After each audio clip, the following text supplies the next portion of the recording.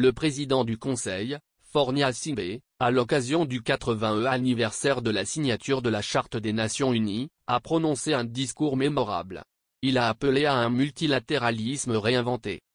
Faure Gnassingbe a d'abord salué un texte fondateur qui a façonné l'ordre international contemporain. Dans un monde marqué par la guerre et le chaos, la Charte portait une promesse audacieuse.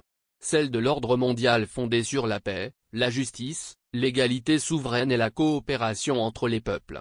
Un ordre dans lequel tous les États grands ou petits disposeraient d'une voix égale.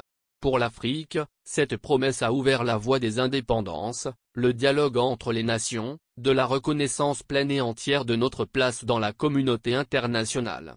Grâce à la Charte, des avancées majeures ont vu le jour, en matière des droits humains, de lutte contre la pauvreté, de maintien de la paix, a-t-il reconnu.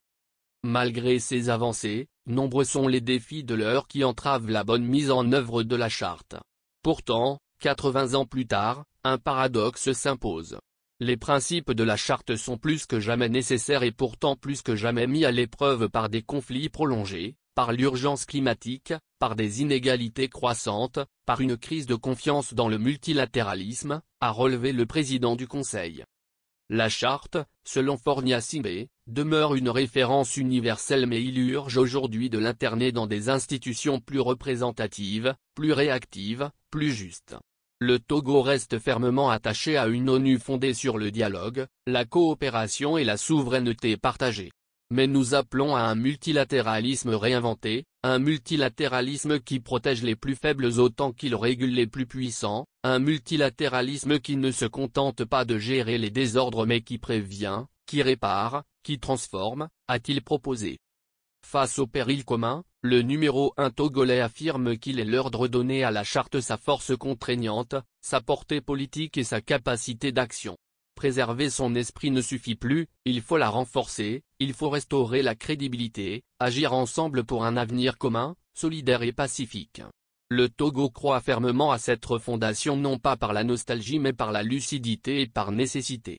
À l'heure des incertitudes, la Charte doit redevenir notre boussole collective parce que la coopération entre les nations reste notre meilleur espoir, a-t-il conclu.